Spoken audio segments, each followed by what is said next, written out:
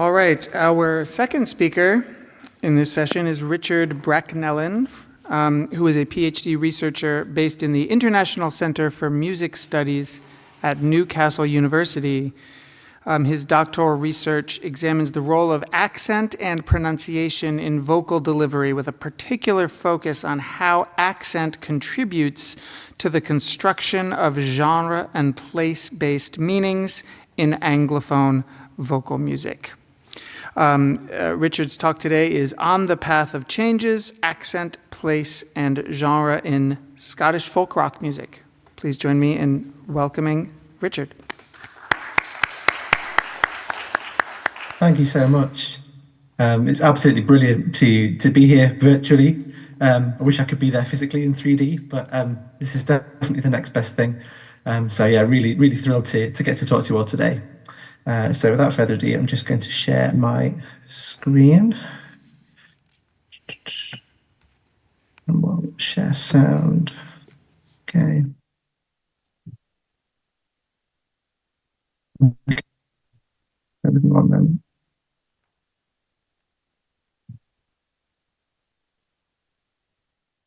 So yeah, hi, my name is Richard. I'm a PhD researcher at Newcastle University in the north of England. I'm also a singer in various popular and classical styles of music the rest of the time when I'm not doing my PhD research. And yeah, the paper that I'm going to give draws on my doctoral research into accent, place, and identity in Anglophone vocal music. And this paper in particular is based on the first of what will ultimately be 3 case studies. Each of them will focus on a different genre of contemporary vocal music. The other 2 are country music and small ensemble chamber vocal music, so chamber choral music. So let's get started. If I asked you to bring to mind a favourite song or a favourite piece of vocal music of yours, and then to tell me why you identify so strongly with that piece of music, I wonder if any of you would mention the singer's accent, the way they pronounce the song's text, the patterns of vowels and consonants that make up their dialect. Maybe some of you would, but I wouldn't blame you if not. But now imagine you're singing along with this song, this favourite piece of music, or singing it to yourself from memory. Do you pronounce the words as you would with your spoken accent when you speak? What would the song sound like if the singer had a different accent? Would you respond to it in the same way? Reflecting on these kinds of questions as both a singer and a music fan and researcher made me realise that accent has the potential to significantly affect the way we respond to a piece of vocal music and the singer or singers performing it. I began to wonder whether accent might play a larger role in singers' performance and the meanings we ascribe to it than those of us working under the voice studies umbrella typically acknowledge. My doctoral research aims to explore how that umbrella might expand to accommodate accent and pronunciation, along with other better understood aspects of vocal delivery and singing style.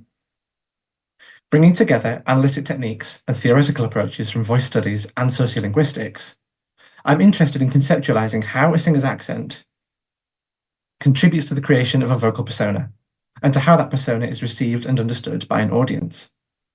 More specifically, how do singers' accents and pronunciation help shape their relationship to the complex sets of norms and conventions that structure our contemporary notions of musical style and genre?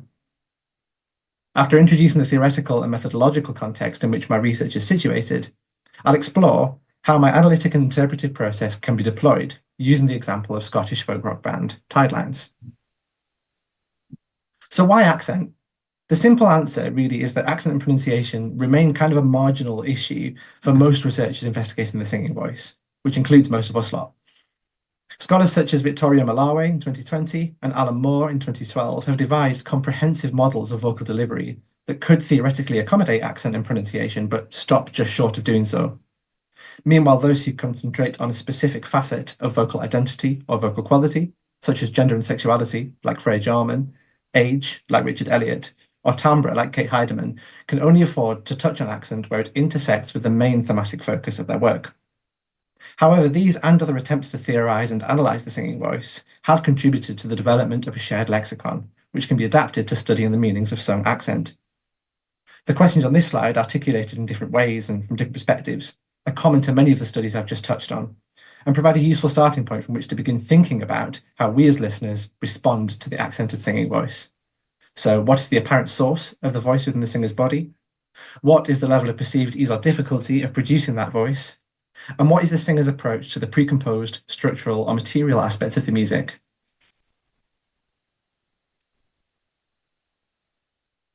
Much of the research I've discussed here is characterized by a willingness to embrace aspects of autoethnography, or as Freya Jarman puts it, autoanalysis. Specifically, the idea that turning our attention on our own voices and bodies can help us understand a singer's vocal delivery. Kate Heideman's work on timbre, for instance, places this apparently universal mimetic impulse at the heart of her methodology, in which she reflects on her own embodied understanding of what it feels like to produce specific vocal timbres. And she mobilizes neurological and voice science research in support of that argument. As we'll see, there are parallels between this kind of self-reflection and the methods employed in acoustic phonetics that strengthen the rationale for an interdisciplinary approach to the study of accent in vocal music. And yeah, the two quotes there, one from Kate Heideman and an earlier one from Simon Frith, both kind of reflecting on that idea of if we can reflect on our own vocality, our own voices and bodies, we can somehow kind of connect with the voices that we hear and interpret what we hear. Moving to the field of sociolinguistics, it's a discipline with its own tradition of research into usually popular vocal music.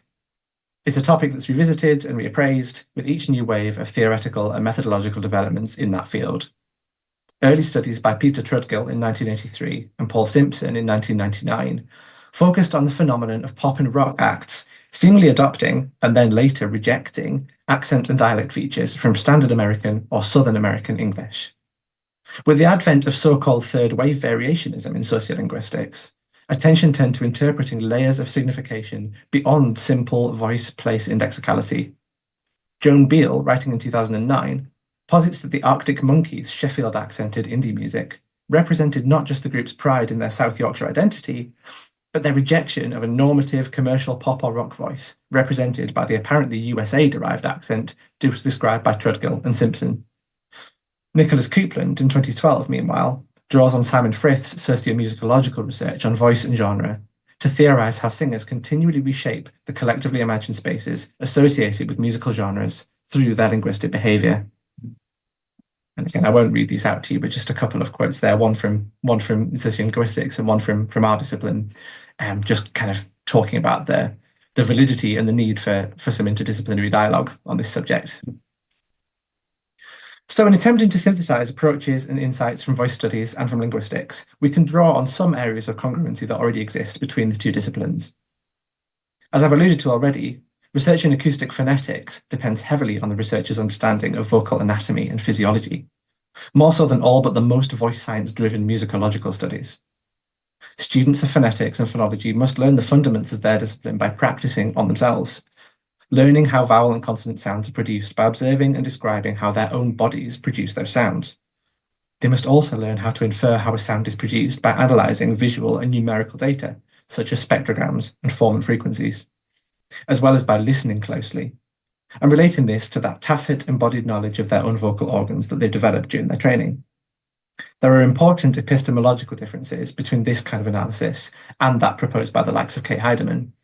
One is acquired through formal training and becomes a second nature component of the researcher's practice over time. The other involves conscious reflection on a typically unconscious practice. But both require the researcher to reflect on their own experience of having and using a voice. Given the present company and the expertise in the room, I hardly need to state that the use of graphic representations and numerical data derived from recorded sound has come to play a huge role in voice studies too. Because this is first and foremost a study of accents, I use spectrograms and formant frequencies as phoneticians do. That is, to draw inferences about the realization of phonetic features. I recognize that spectrograms and formant data can also inform observations about the musical qualities of a singer's voice. And there may undoubtedly be further insights to be gained by applying different forms of signal processing and different forms of visualization to the study of accent in singing.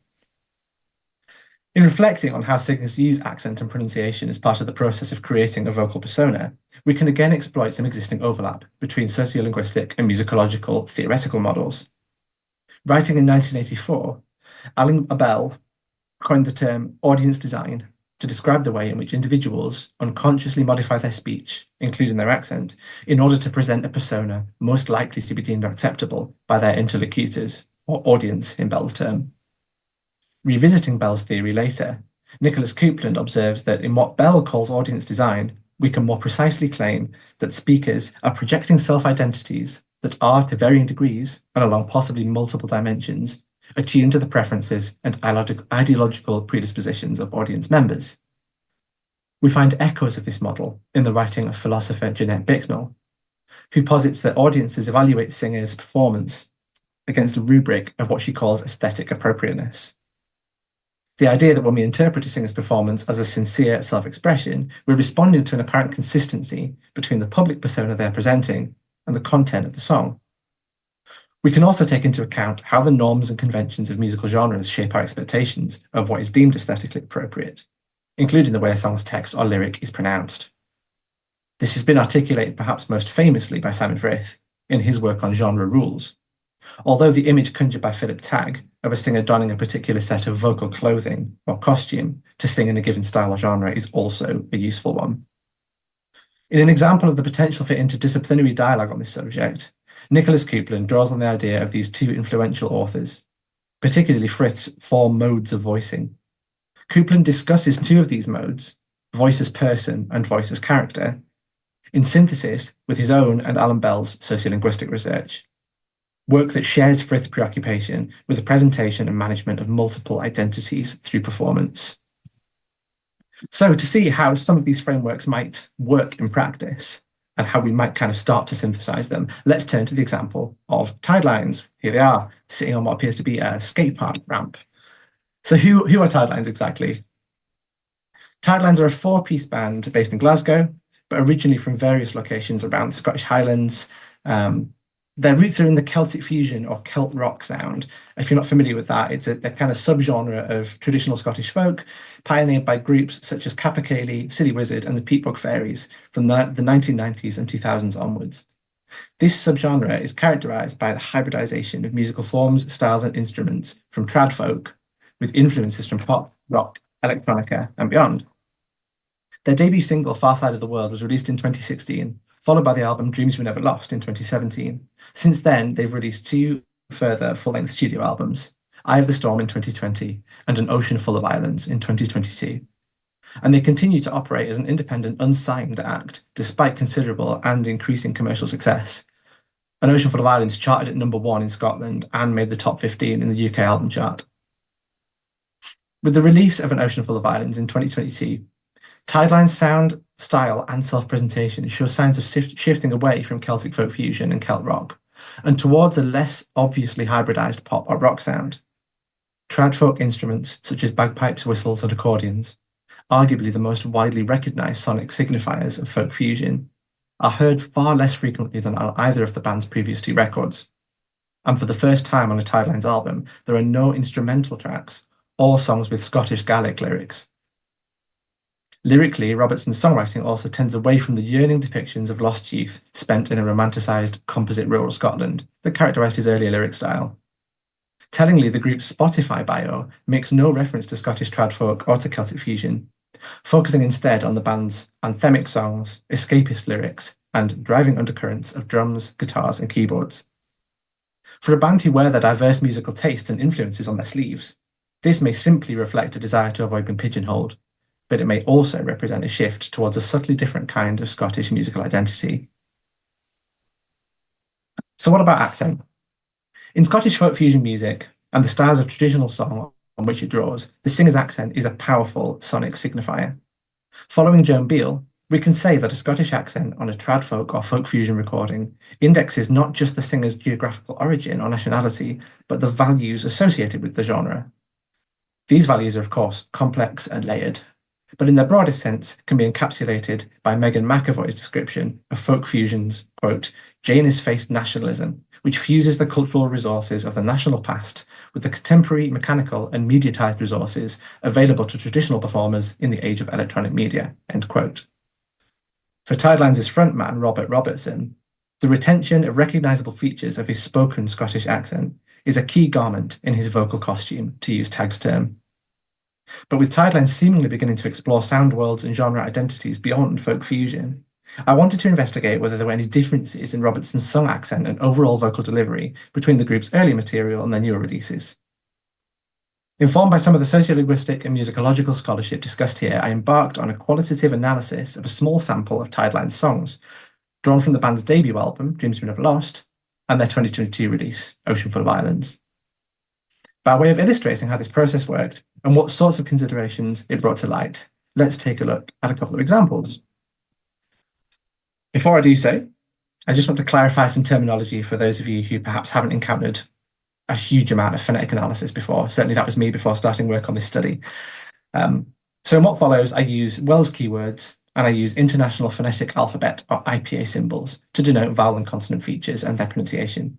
So Wells keywords are essentially, they're a form of shorthand developed by the phonetician John Wells for what linguists call lexical sets. So a lexical set is a group of words that share a common vowel. So the Wells keyword goat refers to the English lexical set that includes words such as coat, go, show, wrote, etc. I also use IPA symbols where it's useful to do so, i.e. to denote how the vowel or consonant is pronounced. Mostly I'll just describe them or pronounce the vowel or consonant I'm talking about myself as best I can. So we're going to focus on two main features of Robertson's pronunciation here. We're going to look at the goat vowel, as just discussed, and we're going to look at the way he pronounces the consonant T. So, without further ado, let's have a little listen to The Dreams We Never Lost, which is the final track from Tideline's debut album.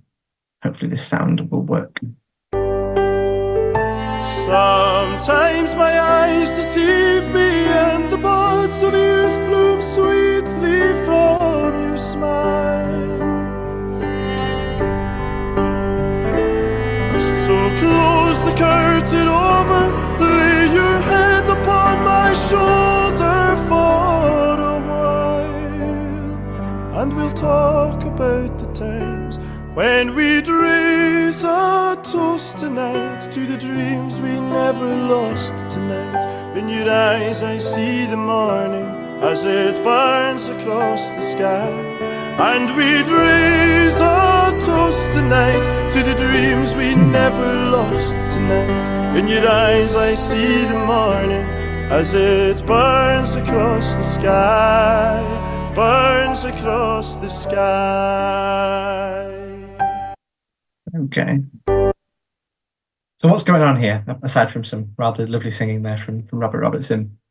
Well, in almost all Scottish accents, we can expect that goat vowel, so the vowel he sings in the words close, over, and shoulder during that rising phrase, to be realised as a monophthong, O, including the varieties of Scottish English spoken where Robertson grew up, in the West Highlands, and where he's lived since age 17, in Glasgow, to the extent that it's often considered a diagnostic feature of Scottish phonology. We'd expect a singer who wants to be perceived as singing in a Glaswegian or Highland Scottish accent to retain that characteristically Scottish pronunciation of the vowel. And that is essentially what Robertson does here. Keeping the O sound intact requires the singer to keep the main bulk of the tongue in quite a retracted position. The jaw is mid-closed and the lips are rounded. When I think about singing this phrase with a similar vowel to Robertson's, which is a vowel that I have in my own spoken accent, but not one I use when singing very often, I find it difficult not to imagine shifting towards a less retracted and less rounded shape to counteract the feeling of tension in my tongue root and jaw with each O vowel.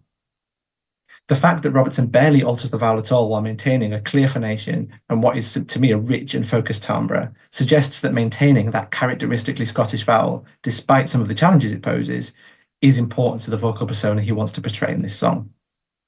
Moving to T then, so articulated T, so a T sound. Going for that rather than a glottal stop, which a lot of people use in some of the contexts that we hear in singing and speech on this song. So here, you can be heard pretty much fully releasing that consonant, where most speakers and singers wouldn't do so. So sweetly, for instance, rather than sweetly. I don't know if you can hear the difference, particularly there with the microphone that I've got, but it's quite unusual. It's reminiscent almost of a recitative or declaimed speech, together with the kind of free approach to rhythm that Robertson's using here. And you get that kind of puff of aspiration that actually interrupts phonation while he's singing in what's quite a high register for him. You'll also have heard a couple of places there in phrases like lost tonight and toast tonight, both T's there where they come up against each other being released and then rearticulated. It's quite unusual to hear. Sometimes you might get it in classical song, but again, not necessarily as pronounced as it is just here. So in Scottish accents typically associated with younger speakers, urban areas, including Glasgow, and lower socioeconomic groups, you might expect a glottal stop in some of these contexts. The fact that we get an almost over-enunciated, articulated T kind of serves to reinforce the band's rural Highland roots, where you would hear more of that sound than glottal stops, and their trad folk credentials. The fact that The Dreams We Never Lost has got some of the stylistic hallmarks of a traditional Scottish ballad also supports this interpretation. Robertson's subtly stylized pronunciation is a vestige of the balladier's task to bring a song's text energetically and intelligibly to life.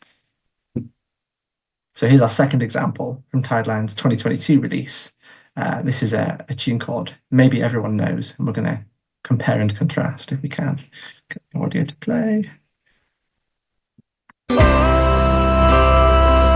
Maybe everyone knows. Maybe everyone knows that he's walking the line, and he puts on a show through the day and the night. Oh, maybe everyone knows. Maybe everyone knows that he's trying to be fine, but he's always alone through the day and the night. Maybe everyone knows. Maybe everyone knows. There we go. So in contrast to The Dreams We Never Lost, the goat vowels that I've analysed here, mostly on the words o and nose, I wouldn't say any of them were quite as characteristic of that typical Scottish O monophthong that we heard on The Dreams We Never Lost. The first one, the O, appears closer to what phoneticians would term a neutral sound, or almost a schwa sound. So the main bulk of the tongue, rather than being right at the back, is positioned near the centre of the mouth, the jaw is halfway open, and the lips slightly spread. When I think about singing this note on a similar vowel, bearing in mind I've got a similar natural vocal range to Robertson, it feels easier than the O vowels on the previous song. But it also occurs at a lower pitch than those examples, and with space to breathe and regroup either side of the note. So in other words, easing the vocal load might not have been Robertson's primary motivation for adopting a different vowel sound than on the earlier recording. The other two goat vowels, both on the word nose, feature subtle but noticeable diphthongs. That is, the vowel actually comprises two discrete but connected sounds, with the tongue, lips, and jaw changing position partway through phonation. Diphthongs for goat words are not typically a feature of Scottish accents, but do occur in many other varieties of British and American English, including the supposedly USA-derived normative pop or rock pronunciation, first highlighted by Trudgill and problematized by subsequent sociolinguistic authors. If Tidelines are looking to broaden their appeal beyond the folk fusion scene, emphasizing their Scottish accents and Highland credentials may no longer be as necessary. In other words, there's a weakened imperative to sound Scottish, giving Robertson and co. more freedom to experiment with pronunciation. And finally, turning to T, in contrast to The Dreams We Never Lost, Maybe Everyone Knows features a number of instances where Robertson uses a glottal stop instead of articulated T. So the clearest example here is the end of the word night, so night rather than night.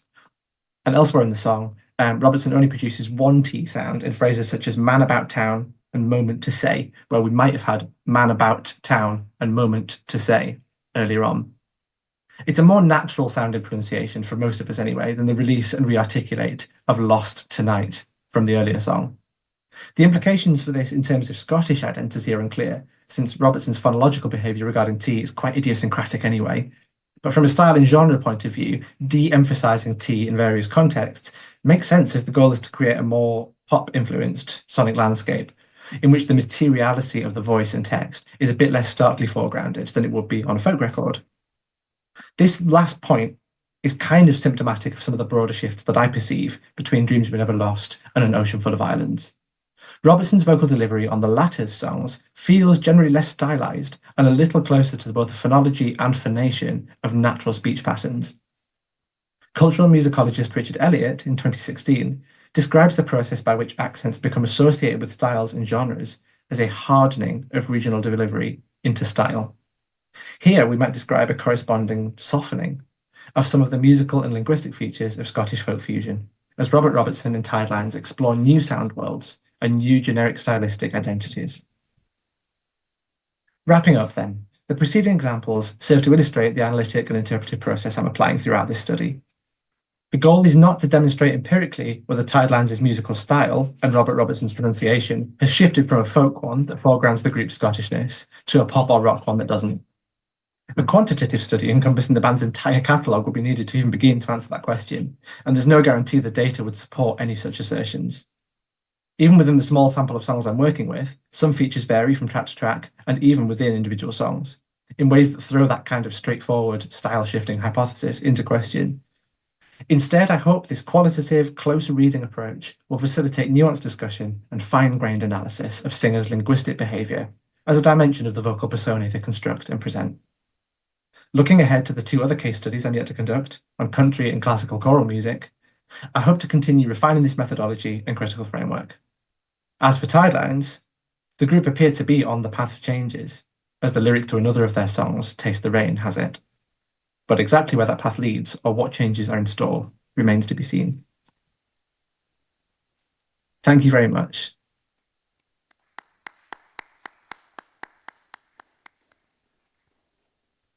All right, thank you, Richard. We have some time for questions.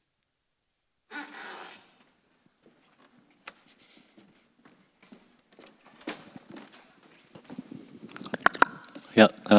Hi, Richard. Thank you very much for your presentation. I'm not. Can you hear me? Yes. Yeah. I'm not a native English speaker, you know, obviously, but I'm very interested in the different dialect and accents of British English. Yeah. So I'm very interested in your explaining about some distinctive elements, including T sound and something like that. Thank you very much. But personally, I've also noticed that.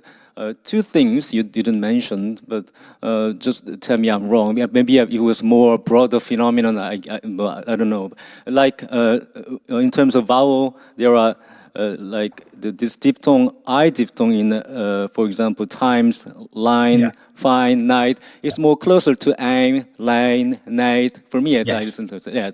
So but you didn't mention. And also in terms of consonant, the R liaison, if I may say, like in words, your eyes for a while. This all sounds distinctive as well. It's not your eyes, your eyes for a while. It's like this. So maybe it's the more broader phenomenon. That's why you mentioned that. So thank you for that question. It's a really good one. For the purposes of this paper, I really just kind of had to pick out a couple of features from those tracks that were kind of where we could make the most contrast, essentially, where we could demonstrate this methodology at work. But R is another really important feature.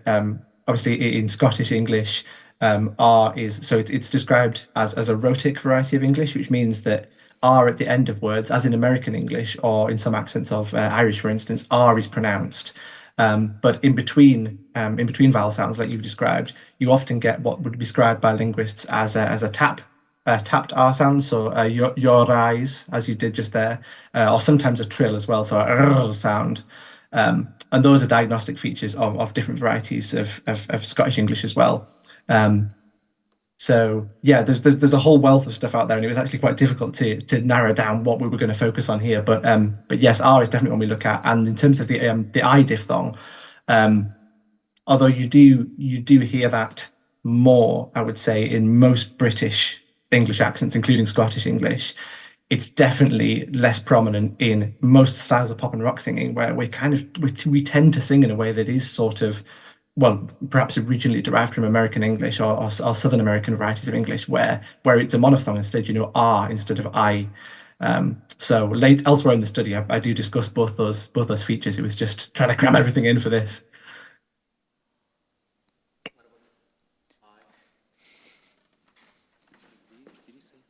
What about I diphthong, night? I said it sounds more closer to a line. Most of the times, line, fine. Yes. Night. So yeah, in a Scottish English accent, it is more fronted as the sound that you're making there. So it's closer to the front, exactly. And yeah, more back for me personally, and for a lot of other British accents, it's definitely more back. But still a diphthong. So you can say that's also the Scottish element. Yes. Okay, yeah. Yes, exactly. Thanks. That. Thank you very much.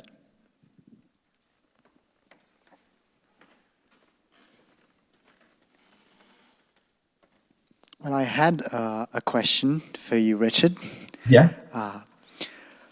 You described this path of change as going from a more like regional style.